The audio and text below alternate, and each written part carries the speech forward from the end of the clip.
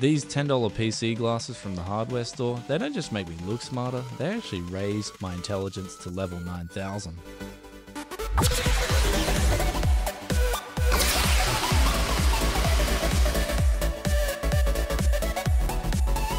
Welcome back to Tech. Yes, it is Brian coming back to you guys today with episode 32 of Tech Talk. And today we have a big episode, so we might as well just get on with it. I'm sorry if I make some mistakes in advances. There's quite a lot to talk about today. But the first article I wanted to raise is LED lighting. And I know it's in Japanese, but we're going to talk about that soon because it's an article and it's sort of an update on my video that I made 3 months ago about LED lighting and how, and I talked about the dangers of white LEDs. These are the LEDs that are going in the back of your monitors.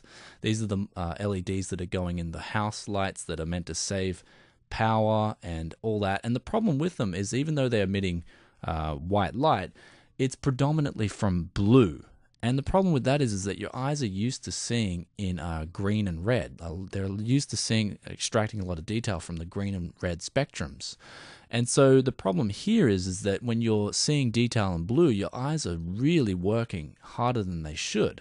And blue light's mainly for controlling the mechanism of your pupil size, for example. And so when you're seeing detail from this, then I think your vision starts to degrade. And for me personally, I noticed that my vision, I had black spots in the middle of my eyes when I was going to work. Things were so blurry. And I'm going to tell you, a few months on, I'm definitely a lot better than what I was a few months ago. So seriously, I've changed all my houses, all the lights back in my house to CCFL. Even the lights now that I'm recording with, they're CCFL now. When I'm in front of a computer monitor like now, I'm using blue LED protection glasses. And now, why I came about this is because of this article. I think it's not particularly this article, but my wife came home from work one day and she said, well, there's this guy in Japan, he had all these fish and he changed his changed the lighting that they were getting to LEDs. And he noticed that all his fish were dying or getting deformities. And so this was only in 4 months. And then I started researching about it and you can see that the dangers, like here's the dangers of LED lights. There's just so, you guys should get this article and have a read because if you're in front of a computer monitor, which is predominantly emitting blue light, then you should be protecting your eyes. And that's another video in itself, right? Because you'll notice that I'm wearing $10 hardware glasses from my, $10 PC glass from my hardware store because they actually work. And that's another video that I'm going to release soon where the results are going to be pretty shocking. I've just got to get some more evidence and be concrete because when I come out with the video, it's going to be, again, I think it's pretty shocking anyway. So basically, let's move on now to another topic. But yeah, in a nutshell, protect your eyes. If you're using white LEDs in your house as your lighting source, change them, get rid of them. If you're using a white LED, if you're sitting in front of a computer screen like I'm doing at the moment with its primary source of lighting is white LEDs, get some protection for your eyes. I have to stress it, like really do. Like I care about you guys, I care about my viewers, I also care about my own eyes, and that's why I'm starting to do it. And the last few months I've noticed a big difference. So seriously, take care of your eyes. I mean, for me personally, out of the 5 senses, sight is the most important for me. And that's why I'm just so, I guess I'm being OCD about it, but you guys have to protect your eyes. So anyway, let's get on with the first piece of tech news here. And this is an SSD Endurance experiment done by the Tech Report. It's actually a really good read because some of my viewers pointed me towards it and saying that, not all SSDs are created equally. But for what it's worth, the Samsung, I think the 850 Pro or something did the best, but there were some real early casualties. And I'd like to look at this because I think this is the most important thing, is which ones died first. Because if you're paying money for an SSD, you want it to last. And so we can see here that the Intel 335, even though it did sort of last long before it actually died, it started showing errors after 100 terabytes written. Which, if you're recording like I'm doing, using the drive as a temporary recording drive, you can't have this happening. So after 100 terabytes, for me, this drive would be practically useless because I'm using it as a temporary storage drive to record things like TechTawk for you guys. Though you can see here it's 600 terabytes written. That's not all that bad. So the guy who came next was I think it's a Kingston HyperX. And so that's not too bad. I mean, 600 terabytes isn't too bad. I could live with that. Though it's still a little bit low. After 1,000 terabytes though, if you're getting 1,000 terabytes written out of your drive without any errors, that's not all that bad, really. I'd say I'd probably use maybe a terabyte a day, and that's pretty heavy. Like, I'm a heavy user, probably more. But the 100 terabytes from the 335, I think we can all agree this is the real loser here. So I'm actually shocked because I've got one of these drives at the moment, the 240 gigabyte 335. And I noticed I did it in the BX 100 review recently where I showed you guys the big graph, and the 335 was actually chugging. It was tanking, man, when it came to those full high, I think it was 10 gigabytes. I did a 10 gigabyte transfer where the dips in the writes were really showing. So for a professional workstation, I'd stay away from the 335. Anyway, let's get on with the next piece of news here, and that's AMD's going to launch their Hyro Falcon. I don't know how to pronounce this, so maybe someone want to chime in, but they're bringing out their own 64-bit ARM chips. Well, not their own, but they're bringing up their own server, sort of their own competition to the server market with their own Hyro Falcon SoC, or system on chip, which is actually really good because it's starting to see that AMD are starting to say, hey, we need to get back into the game. We need to start actually producing products for the server market where a lot of the money is. We need to start diversifying our business. So this is really good that they're bringing out this architecture, and they've already got a sample ready, so this is legit. So hopefully we can see AMD start to pull some actual legit sales now. Though, let's get on to the next piece of news, and Asrock introduces the Fatality 970 Performance AM3 Plus motherboard targeted at gamers. And this was something that I think, like, when I recently reviewed the B85 Pro Gamer, I was so impressed with it because I think this is what a lot of, not just a gamer, but a lot of desktop enthusiasts on a budget would want from a motherboard. Just you've got the room to overclock. It's got an 8+2 phase power design there, so it'll be able to overclock pretty well. You've got the Purity Sound on this particular motherboard. You've got the Purity Sound too. Really good onboard audio solution. Absolutely phenomenal. And it's all $80. So you've got a good NIC on there as well.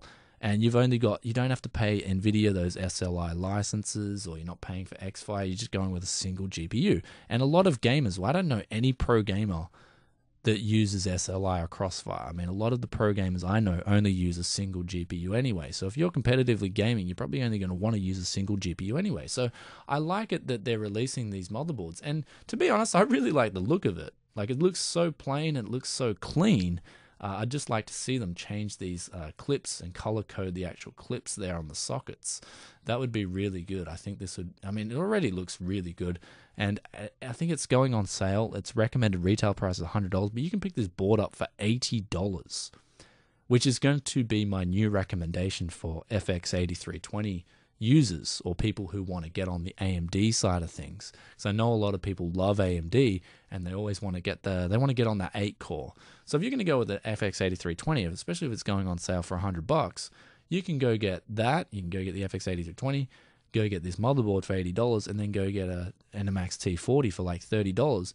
And for about $200, you can have a really solid PC.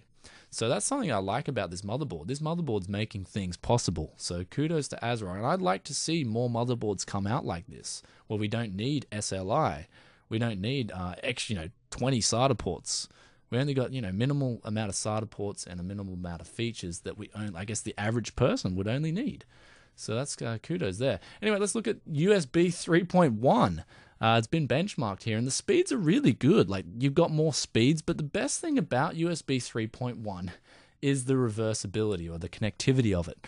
Basically, you can put it in any way you like. You can put it in, I know, for instance, when I've been, putting it in the dark, it's been sometimes awkward, like you'd be like, like you can't see, and so you got to figure out which way your thing's got to go in.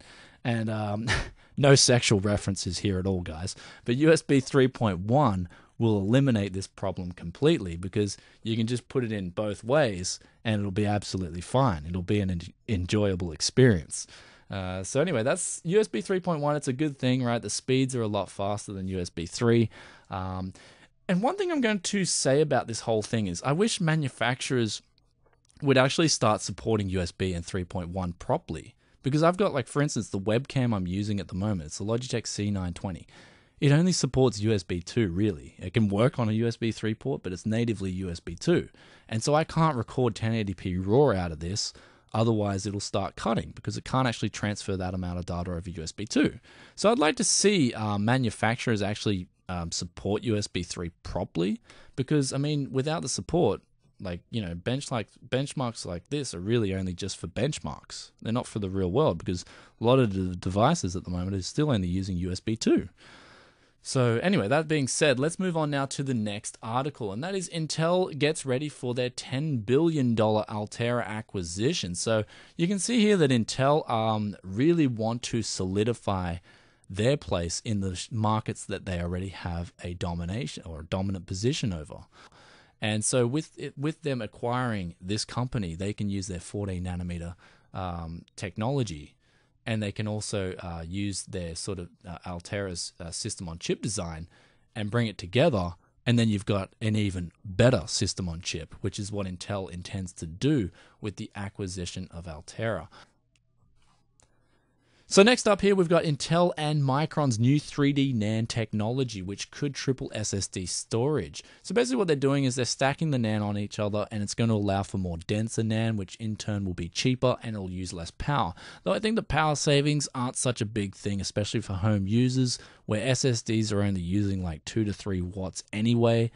In standby, they're using like, what is it, 0.86 watts. So I think the power savings thing isn't such a big deal here, but definitely the cost is.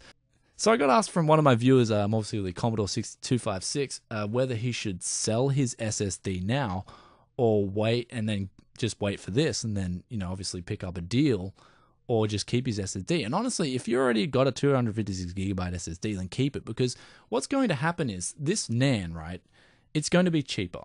It's going to be more cost effective than what's out there at the moment. But you still got to realize that all those other costs, like the cost of the PCB, the cost of retailing, the cost of shipping, all those other associated costs with an SSD are still going to remain.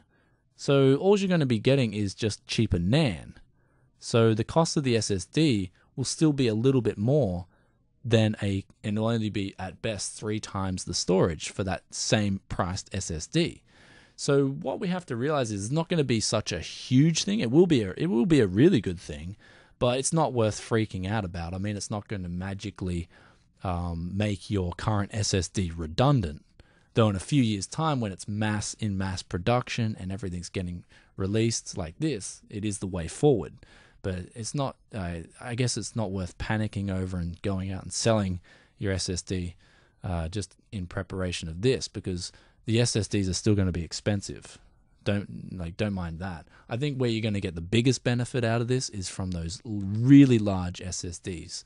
Like if you've already got a terabyte SSD now that costs $500, you could probably expect a 3 terabyte SSD to maybe cost $600. I think that's where the biggest benefit's going to be appreciated from this 3D NAND technology. So anyway, Netflix has been released in Australia and officially, and a lot of people really like it. However, there's this big concern that it won't curb piracy, especially in Australia. And so I think we're asking the wrong question here. I think the question that needs to be asked is a teenager with no money who's pirating stuff or is getting free content, if he can't no longer get that content, is he going to go out and pay for it? And I think the answer is no, because he's got no money anyway. So I think the problem is, I think the answers that they need to look at are a lot more, I guess they've got to research it a lot more than otherwise what they're doing now.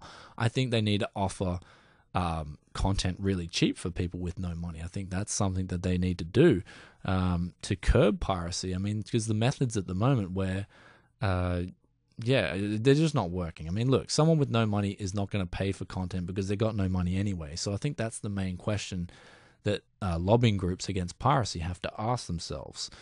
So anyway, let's move on now to the next article, and that is Samsung may acquire AMD. Now, I've been wanting this to happen for a long time now, and I think it is the best way going forward. And especially since Samsung and Nvidia now have this big rivalry, I think it's great. I think if Samsung did acquire AMD, it would be a fantastic thing for the tech community, for the enthusiast community, especially people who love AMD graphics cards. I think because Samsung would put a lot of backing behind that. However, I don't think in reality, I mean, I think it's just rumors at the moment. I don't think it's gaining any real traction. I mean, if we look at the share prices of AMD shares, they're moving nowhere. There's nothing to suggest a takeover of any sort. And then there's a lot of other questions that viewers have raised as well. What happens with the X64 licensing there? There's other questions that need to be raised, and I don't think at the moment it's not looking like it's a reality.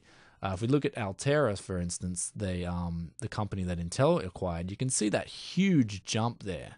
You can see that massive jump. That's the news actually having, that's the news being true, right? So you can see there, I think it's like a $10 jump in the share prices. So that reflects a takeover generally. As opposed to AMD, which we're not seeing much at all here. There's nothing happening. Though if the price does get cheap enough, maybe Samsung will consider acquiring. I mean, I'm just hopeful of this, and I'm sure a lot of other people are, because they know that AMD are falling behind. And I'll talk about this a little bit later, but let's move on now to Freesync versus GSync, where I'm going to actually say a lot of good about AMD, and that is Freesync's been released. And PC Perspective, and this time I'm going to directly quote their article. Sorry for the previous time where I didn't directly quote their article, but because they make really good stuff. This is a fantastic article. I recommend you go read it, but if you don't have time, then I'll quickly detail it for you. And basically what's happening is that when FreeSync's working, it's working really good. When GSync works, it works really good. However, below a certain, I think it's 37 frames on GSync, and on FreeSync it's currently 40 FPS or 40 Hertz. When the frames go below that, the monitor doesn't, on FreeSync specifically, the monitor doesn't change at all. And so below 40 Hertz, you're getting a bad gaming experience, and sometimes worse, because the refresh rate of your monitor is now 40 Hertz instead of 60 Hertz. And that's something that they pointed out. It wasn't a good experience under 40 Hertz. G-Sync, on the other hand, below 37 Hertz, it starts doing a unique thing, in that it starts duplicating frames twofold. And then below, I think it's like 19 or something like that, it starts tripling the duplicate frames. And so you're getting an effective, as you see in the graph here, you're getting an effective frame rate that looks like 20 frames per second, for example. So basically, in a nutshell, G-Sync is working really well at the moment. Though there's one problem with G-Sync, and that it doesn't have the V-Sync off function, and a lot of competitive gamers want to see this. So past 144 Hertz, especially Counter-Strike gamers, they want to be able to turn that off so they can get more frames coming to their game. So that's something that I think NVIDIA will work on. But FreeSync, for what it's worth, in between that bracket there, 40 to I think 75 frames per second, it's working really well. And so it's good because it's free. It costs the user nothing to take advantage of FreeSync. And that's something that I really like, as opposed to G-Sync, which I think costs on average $150 from what I'm hearing. So I mean, I'd like to see the cost of G-Sync come down, and I think that's what FreeSync will ultimately do. Though FreeSync's a great thing for the market, and I'm really impressed. I mean, it's the first release pretty much. This is the initial sample, the initial release phase of FreeSync. G-Sync's had a lot more time to work, and so I'm liking what I'm seeing from both G-Sync and FreeSync, and I think it's only a good thing for the gamer. So fantastic article from PC Perspective. If you want to see more about it, then I'll drop the link in the description below. So anyway, let's move on now to some new news with the R9-390x, and the only information I can get out there is that there's I'm translating some German site here, and I've got no idea how to speak any German, but basically there's rumors that it could be a dual GPU. The R9-390x could be a dual GPU configuration, like they did with the 295X2. But however, I don't think that's true. I mean, honestly, they've got a single GPU king in the works, I think. So if we look at this article here, this is also in German as well. We can see here the stream processors are 4096. The engine clock's over a gig. So this looks legit. And this is looking what you could expect out of the R9-390x. Like I said before, I mean, more stream processors, you've got like 30% more stream processors there. If the architecture will as well, with the new architecture, if you could get improved, improved processing as well, then you're going to see an architecture that, or a new card that could allow indeed up to 50% more frames. Though the problem with this is that NVIDIA have already released Titan X, and that is legit. Like, that is a huge card. Even though it costs $1,000, it's still a really damn big card, and there's no denying that. So with AMD, they kind of, I think if they want to gain the edge, as I've said before, they're kind of checkmated into dropping or moving down to a shrunken node, moving down to a smaller node, say 20 nanometer or even Samsung's 16 nanometer. I think they're kind of checkmated into doing this. And so that's the only reason I can think of for them delaying their product. Like, honestly, if they're going to release these graphics cards on 28 nanometer, then I believe they've missed the boat and it's already sailed, down to Antarctica. Because, yeah, like, I'm questioning. Some of the viewers have raised some points in that they think, AMD have to clear current stock levels of R9-290s and 290Xs before they can release these new cards, and that's legit. But I just, like, the longer AMD waits to release the R9-390X, the more they're falling behind, the more they're falling out of the game. The more people with discretionary income are going to go out and buy a GTX 980 or a GTX 970. So, you've got less options there for the consumer. They're going to pick the only option at the moment, which is kind of like the GTX 980 if they've got $500 to blow on a graphics card. So that's kind of like what yes, if you've got $250 to blow on a graphics card, an R9-290 is great value for money. There's no denying that. But there are people out there with more than $250 to spend on a graphics card. And I think, AMD are missing out on a huge market there. And I would argue that that market is the most profitable market as well. So anyway, I'd like to see AMD really release this graphics card, or really release something solid soon, because I'm sure a lot of the AMD fans themselves, or even, the diehard AMD fanboys out there, are kind of getting sick of waiting for this news. But anyway, NVIDIA, on other news, NVIDIA may already be working on a 980 Ti or a GTX 990. I think the may needs to be erased from that title. NVIDIA already definitely have a 990, GTX 990 or a 980 Ti in the works. They've already got that ready with Titan X being released. Hell, I even think they've got Pascal ready as well. They've already got that prepared as well. They're just waiting. You don't release things too aggressively, because that's profit. But anyway, the 980 Ti or the 990, I think it might be called the GTX 990 this time, and the reason being is because there was no GTX 790. I think NVIDIA sort of going away with the dual GPU thing, because I think they realized that if you're going to go with dual GPUs, you're most likely just going to buy two cards, and then you'll have better cooling. You'll have the option to cool them better. I think a dual GPU solution, I recommended one to my friend, like, I think it was 7 years ago. I'm never going to recommend one again. It was a horrible experience. I'm personally not a big believer in it, especially back when I used to be competitive as well. SLI was or X-Fi, you just didn't go there as a competitive gamer. So I think the market's sort of shifting away from dual GPUs, and it's moving more towards single GPUs. So with that said, I think you're going to see a GTX 990 being released as a single, sort of like a Titan X, maybe with one CUDA cluster disabled, and 6 gigabytes of VRAM. I think that's a possibility, maybe $700 if I had to hazard a guess. And I think they're getting that ready in preparation of whatever AMD has to release. So you can definitely expect the 980 Ti or the 990 to come out. Though naming, I don't know what they're going to do. It could be the 980 Ti, it could be the 990, though I think it will be the 990, just because we're not going to, you saw the the Titan Z, that was pretty much a flop. So I don't think they're really focusing on single dual GPU on one PCB anymore. So anyway, that being said, let's move on now. Intel is going to challenge NVIDIA at high performance computing with Knight's Landing. So they've got something in the works as well. Knight's Corner was their previous chip, which wasn't as good as NVIDIA's solution, though Knight's Landing looks like it's legit. So it's good that Intel, from a business standpoint anyway, it's good that Intel's doing this, and they're trying to diversify their market as well as solidifying what they've already got. So they're they did that acquisition of Altera. They're solidifying their place in the server market.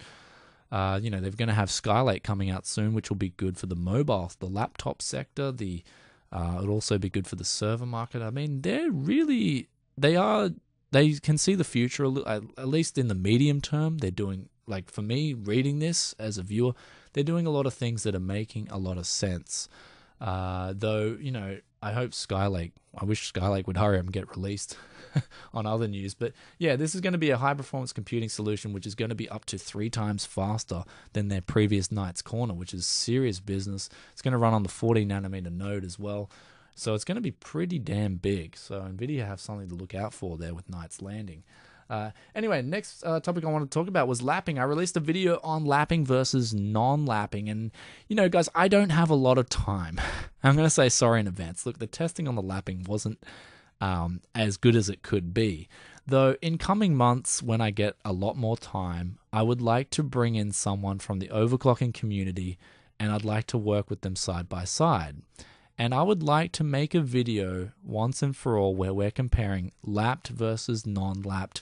We're comparing P method versus spread method, and we're doing it with a few different pace, and we're doing my ghetto method, for instance, versus a full, perfectly mirror flat, glass sanded die, and IHS and heatsink. So I'd like to see that, and I'd like to test with that particular person, say someone who's herald in the overclocking community. I'd like to test that side by side, and with the same cooler, with the same CPU, and the same conditions.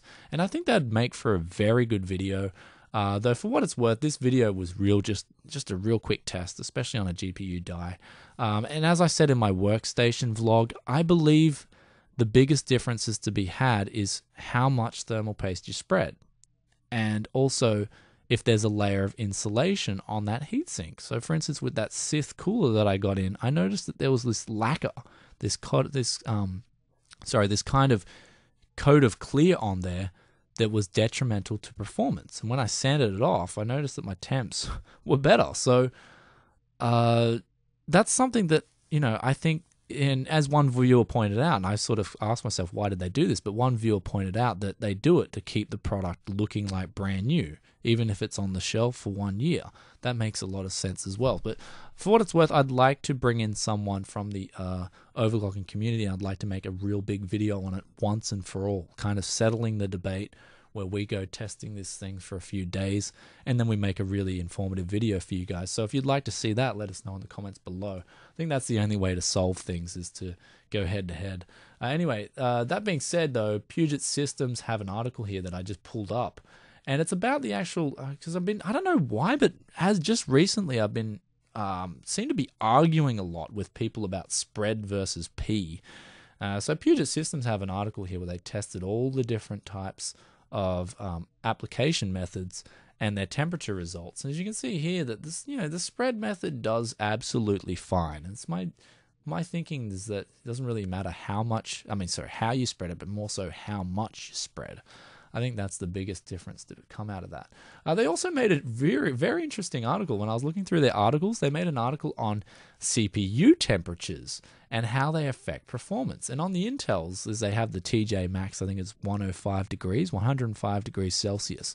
And so what they found was after 100 degrees, that's only when your performance of your CPU started dropping.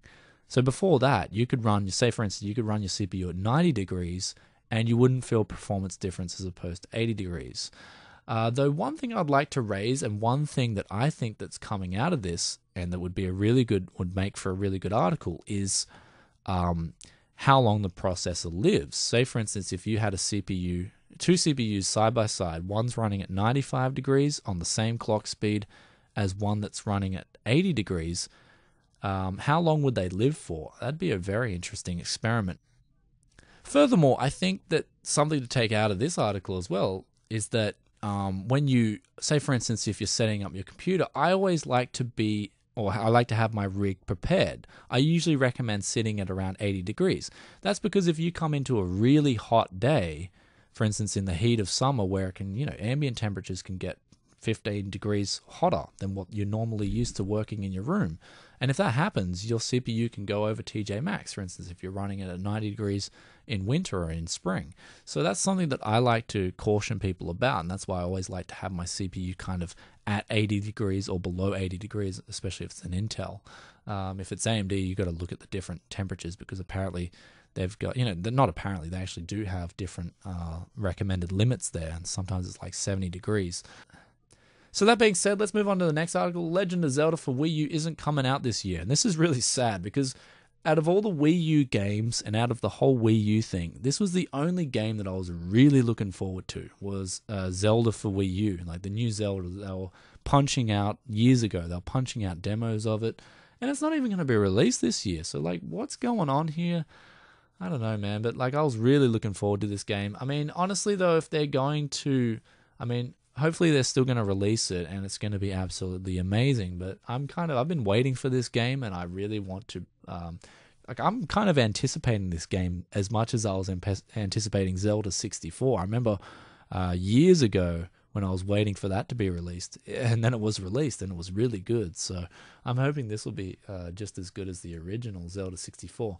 So lastly, Acer have released the XB270Q, and TFT Central have a full review of it. Basically, it's an IPS 1440p monitor at 144 Hz. And honestly, this review is absolutely fantastic. If you guys want some of the best, I'd say the best reviews on monitors, computer monitors, then head over to TFT Central. These guys cover like literally everything you would want to know about a monitor, all in one review. So fantastic. I actually was reading the review, and basically what to come out of it is that this monitor has some of the best or lowest display lag or input lag that's out there at the moment. It's pretty much like CRT levels. The response times are pretty much the best you can get for an IPS panel. Only a bee's dick, I'm using that again, only a bee's dick behind TN panels, which is phenomenal. So this monitor is literally the be-all and end-all for someone who's looking for a really good experience coupled with a monitor that can be used for competitive gameplay. Though that being said, I will pause for a moment, and I will say if you're a competitive gamer and you want to go to 27-inch, then I suggest sitting maybe 90 centimeters back from your monitor. Like, for instance, the desk I'm using at the moment is about 60 centimeters, and I'm using a 24-inch monitor for a lot of my gaming. And I've got to make an article on that. But yeah, I'm already doing better on a 24-inch than I am on a 27-inch, because the 27-inch is too close and I can't see everything in my vision. So that's something, if you're going to a 27-inch monitor and you're a competitive gamer, I would stress that. I would pull the monitor back a little bit further than what you're used to using it at. So anyway, fantastic review. The monitor is absolutely like one of the be-all and end-all monitors for 1440p. So that wraps up episode 32. I hope you guys enjoyed this Tech Talk. If you did, please give it a thumbs up. If you have anything you want me to talk about in the next Tech Talk, or anything you want to discuss in this Tech Talk, as I love talking to you guys in the comments, then drop a comment in the comment section below, and I will catch you guys in the comment section. Anyway, I will talk about the next episode. I will be talking about APIs a little bit more. I'm actually kind of waiting for a bit more development in both DX12 and Vulkan before I talk about it again, though I am looking forward to talking about that more in depth. There's a few people message me telling me to talk about it more in depth, and telling me I sort of really just lightly glanced over it, and that's completely understandable. So anyway, I will be talking to you guys very soon anyway, and I we'll be releasing another tech video very soon as well, and I'm sorry for all the mess here at the moment, but there's just like a lot of testing. I've actually got to finish off the X5650 benchmarks as well. We'll be getting that out for you guys very soon, as well as a used workstation guide. And that's about it, guys. Yeah, so protect your eyes as well. That's something, the biggest thing to come out of this episode. Anyway, guys, I'll catch you in another tech video very soon, and peace out for now. Bye.